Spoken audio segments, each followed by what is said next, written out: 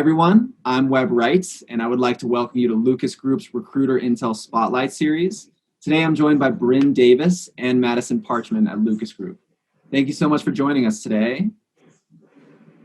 And I wanted to start, Bryn and Madison, by discussing the most notable negative effects that you've both seen as a result of this global transition to virtual hiring. So, over the course of the past 9 months or so, what have been some of the most positive as well as some of the most negative effects that you faced with the virtual hiring process?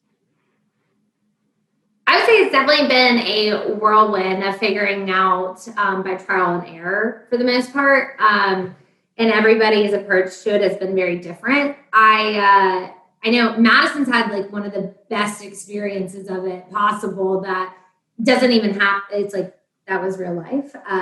Madison, I'm sure you can talk more about that.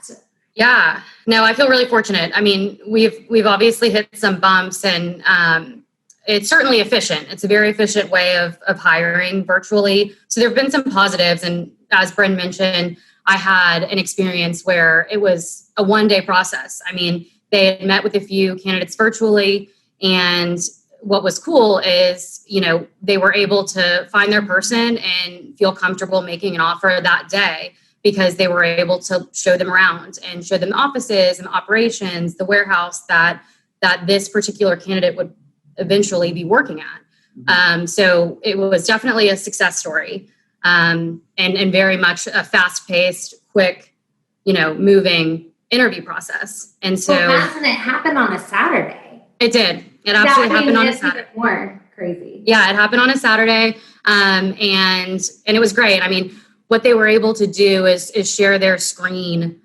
essentially with all of the cameras that they had around the warehouse. They were even able to show this candidate where their office would be. So while it's been difficult, people can't go into the office right now. Some people can if they're an essential business, but this was an instance in particular where it was a Saturday. They weren't in the office this Saturday, and they were able to really show this candidate, everything as if it was an in-person and kind of walk-through situation. So that was definitely a success story. And Bryn and I have run into some funny things that have happened and, negatives like technical difficulties, for example. So Bryn, I think my favorite story is when we got started, you have a client that you love, and she's big on in-persons. I think they do every in-person interview. They don't do phone screens. It's just an in-person for the first, second, and final. Remind me, I know y'all had a technical difficulty situation. Yeah, no. So this client she's one of my most favorite people ever. And she's awesome and loves like the human interaction and thinks that you can know people better, which I'm a big believer in it.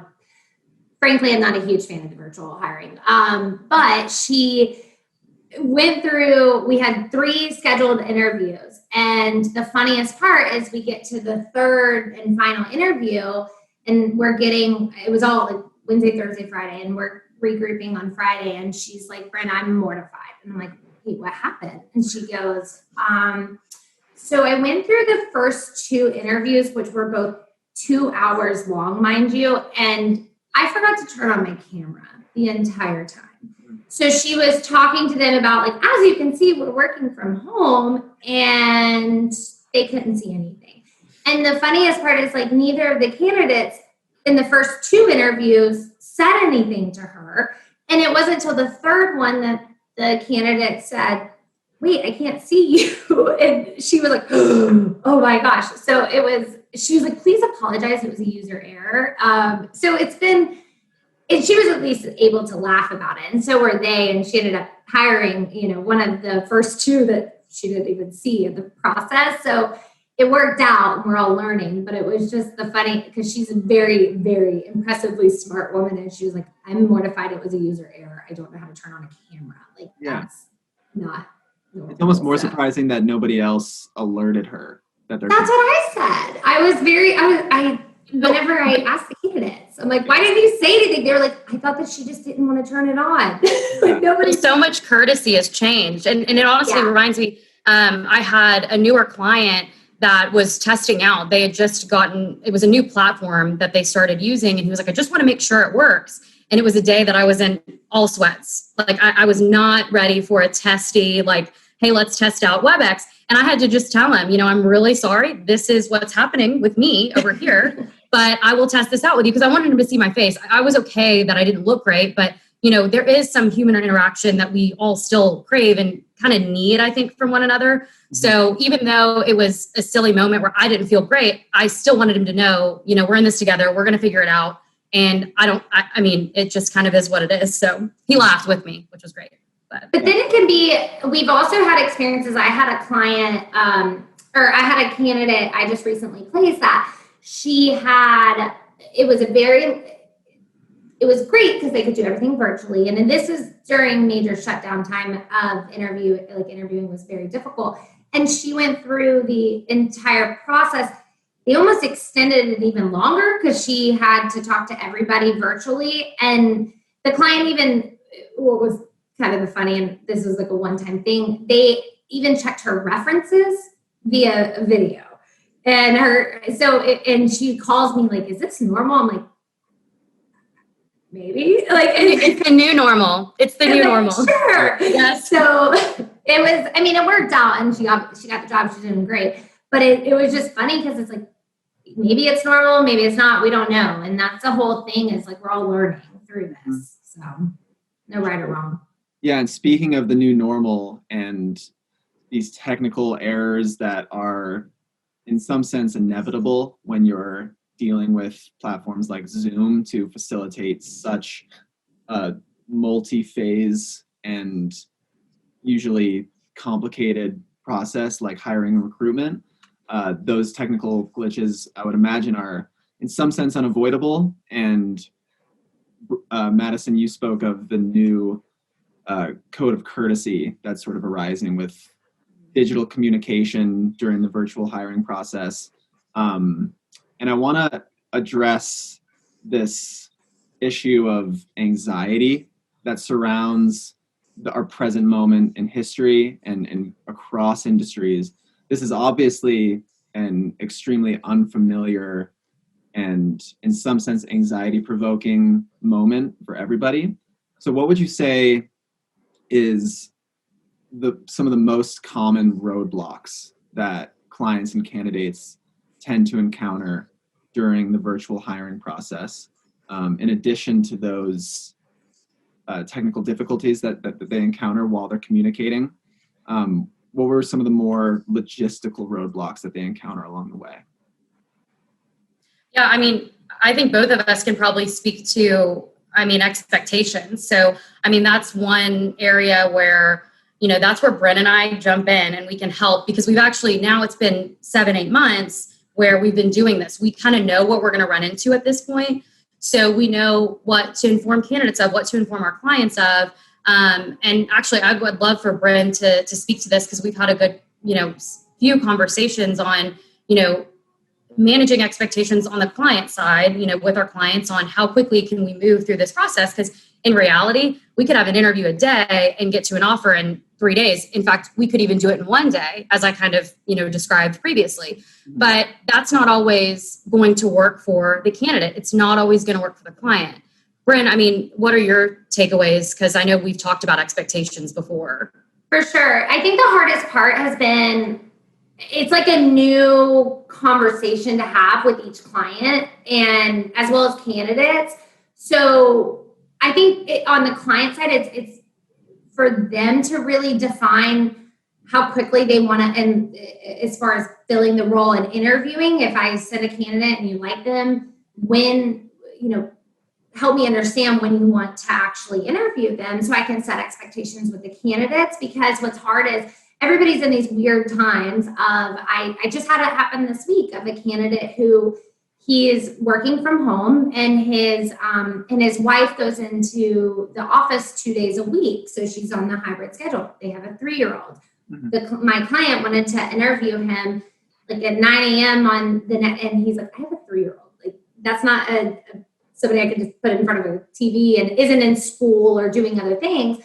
So it's having to also set expectations with clients about and having like personal conversations of like, this is why they can't interview with you. And those are things that you wouldn't necessarily disclose before all of this of my 3-year-old's going to be screaming in the background or, oh, I feel like every call I even have and it's virtual. I'm like, I have 2 dogs. They are going to bark. If a UPS man gets here, it's going to happen.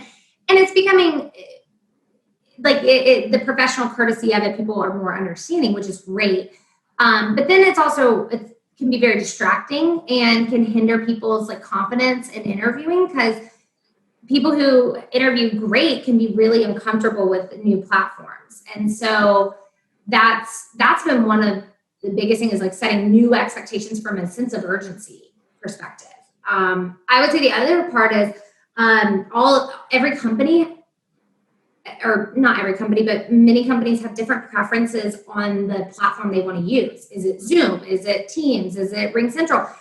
And sometimes we forget to even ask or they forget to mention what platform are we using. And so that's been another learning curve of what's the best, or not best, but what is going to be the most efficient way to do that. So there's just new stuff every day, I feel like. Yeah. Every day it's new. And that Bryn and I we've been focused on what's going to be the best method for each individual search, for each individual hiring manager, and working around what works for candidates. I mean, that's really it has been a new obstacle. And as Bryn pointed out, there's been much more personal aspects that we're running into.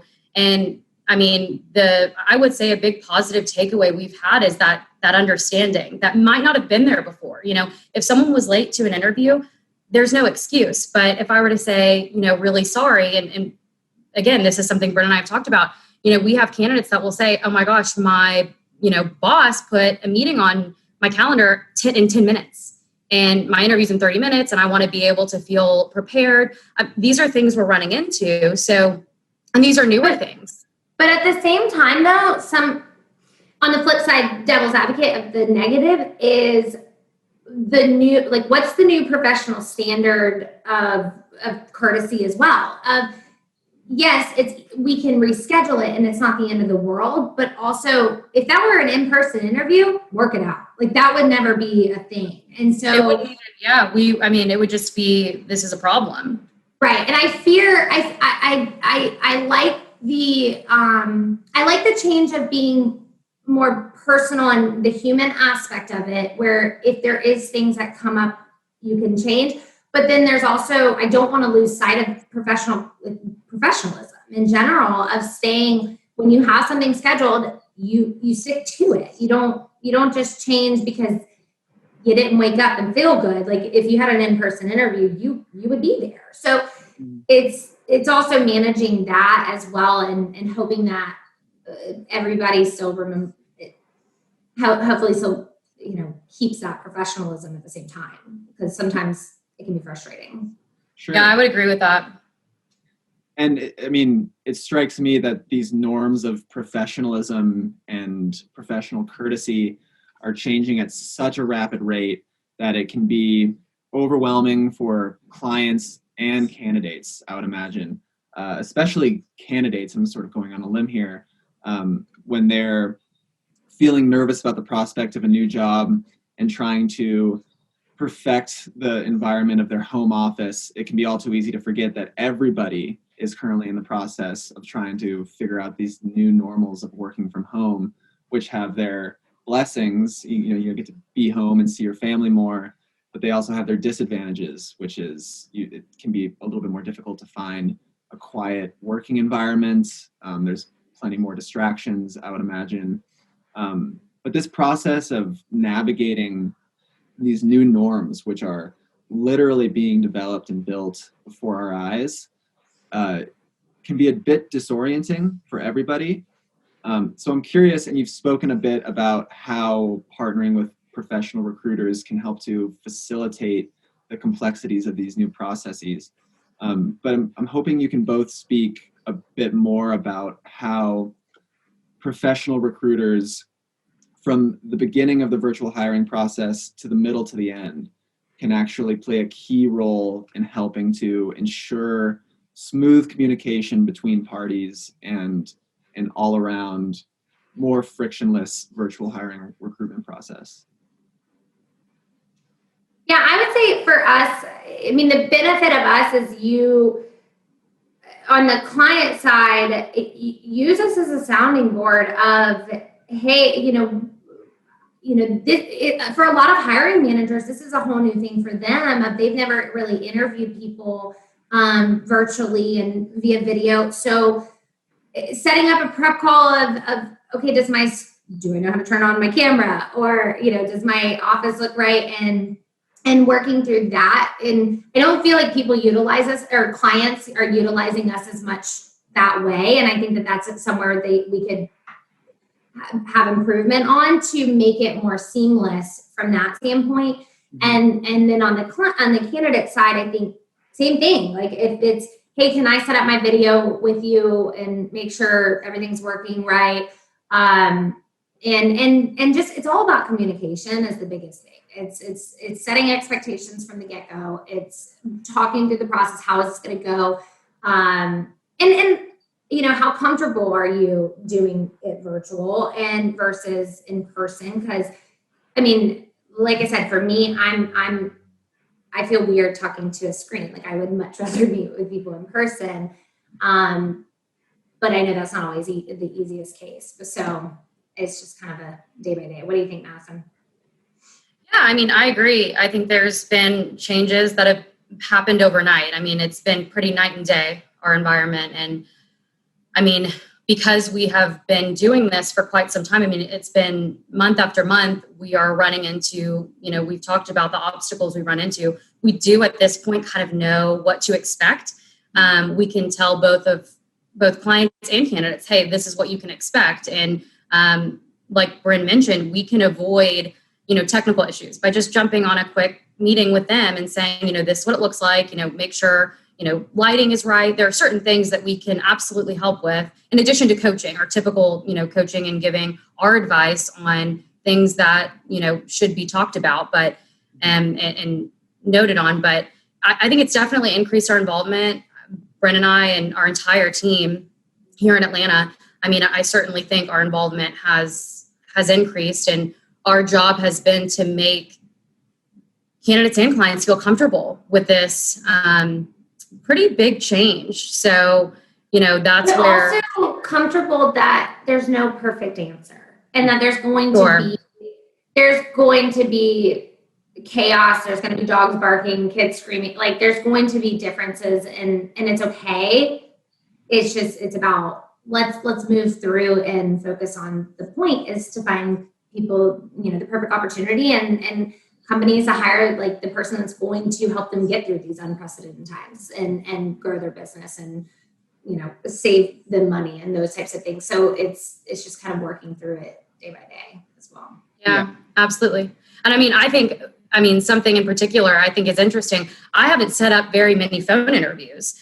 I've found that in particular to be, that's kind of a last resort right now. So I'll be interested to see if those, I think it's going to continue to be a last resort for people. So, that's a huge change. We always, first round, it was a first round phone screen, and we're not setting up as many of those, or at least I'm not so much. So, it's like Bryn said, it's getting them comfortable around what's going to work. If they'd rather do a phone screen and they'd rather do a phone interview, we're going to do that. We're going to make it work. So I would say that's the biggest benefit to utilizing us is we're here to provide solutions and make it, work and be efficient for you. Sure. Yeah, one of the themes I've noticed just over the course of speaking with both of you is that the role of professional recruiters has almost evolved into being that of a guide throughout this entirely new process for everybody who's trying to understand how to navigate the various new steps that are emerging of the virtual hiring recruitment process. Whereas, prior to the transition to going fully virtual, you were both obviously experts of the recruitment process as a whole. But now it sounds like clients and candidates can really start to lean on the both of you and depend on the both of you to be able to understand how to navigate this entirely new process. And that being able to communicate, Bryn, the possible disadvantages of the new process, and just being able to honestly describe, here's what could potentially go wrong, and here's how we're going to deal with it if these complications arise. I think that's so important. Well, and the truth is, complications are going to arise. So we'd rather avoid it and do what we can to get in front of it. So while all of these changes, for the most part, have been pretty logistically efficient, you're saving a drive. You're not having to set up a specific conference room. You're not having to ask for a day off from your boss. There are all these things that have made it easier on both the client and candidate side, but there's always going to be cons. There's always going to be things we're still going to run into. And you're absolutely right, Webb. We are a guide. And they should want to utilize us because we can help in execution for sure. Well, and I feel like the benefit of with us being kind of third party versus with HR or internal recruiting and stuff, they only know what they're doing, where we have the perspective of all of our clients and just candidates that tell us their stories and what they've gone through as well, to use as just to be able to educate clients on what's going on. So that's it's the nice part. I mean, I would say over the past 9 months, the amount of people that have called and just been like, what's the market like? How are people conducting interviews? How are they hiring virtually? Like, what's going, how do they do this? And I love it because I love the collaborative and like consultative nature of our business. That's my favorite part. And so it's been nice that people have leaned on us so much. And arguably, I've always felt we've had a very consultative type business, but then I do think that there is, because people know we're dealing with all different companies, all different industries, size companies that are handling it differently, some good, some bad. So it's been interesting, and I do think that that's been a positive for us in our business, is that people have really tried to lean on us more and pick our brain on. I mean, truly, I've heard the question many times, like, how do you hire somebody virtually and that you maybe have never met? And I've got many success stories. And I have a lady that I placed during all of this time, and she's there. She's literally never met anybody on her team in person and doesn't know when she's going to. So it's possible. It's different times. Yeah, that's another strange new norm that we're seeing more and more, I think, is the extremely distributed workforce. And how do you actually onboard a high quality team, distributed vantage point when you're literally never meeting these people? Yeah, it's fascinating. For sure. Well, Bryn and Madison, you've both been extremely generous with your time. I know these are prime communication hours over there in Atlanta. For everybody that's viewing, if you would like to get in touch with either Bryn or Madison, their contact information will be provided at the end of this video. So please stick around for that. And thank you so much to everybody who watched today. And thank you especially to Bryn and Madison for joining us. Thank you, Ed. Appreciate the opportunity. Thank you. Thanks.